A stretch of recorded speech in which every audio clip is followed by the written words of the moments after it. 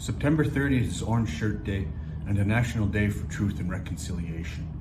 Even though September 30th became a federal holiday last year, since 2013, it is a day when we honor the Indigenous children who were sent away to residential schools in Canada.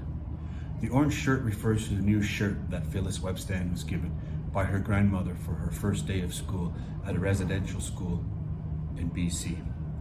When Phyllis got to school, they took away her clothes, including her new shirt, and it was never returned. Orange Shirt Day was started by Phyllis to educate people about the residential schools and to fight racism and bullying. Her overarching message was and is that every child matters. There is a distinction between Orange Shirt Day and days throughout the year that celebrate Indigenous heritage and culture.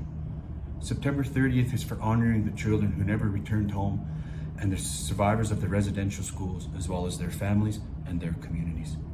On September 30th, our team at Vibrant Communities Calgary is taking time to reflect, remember, support, and honor the healing journey of the survivors and their families.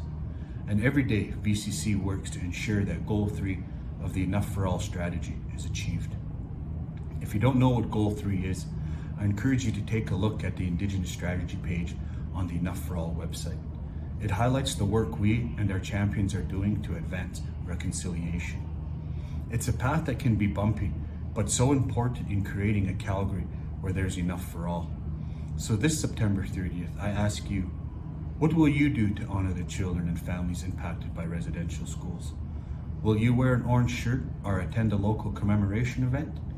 Will you read the 94 calls to action from the Truth and Reconciliation report and push the government to take action on them? How can you adapt your way of thinking or doing to make space for Indigenous folks with intergenerational trauma? How can you be an ally to the Indigenous community? I will leave you with some words from a local elder when asked how to move the work of Enough for All forward. Have empathy and compassion. Understand how the impoverished got to this state. Learn from their stories. Provide services and opportunities to help them to become independent again as the resilient Indigenous people they are. Building understanding and mutual respect is key in reconciliation." End quote.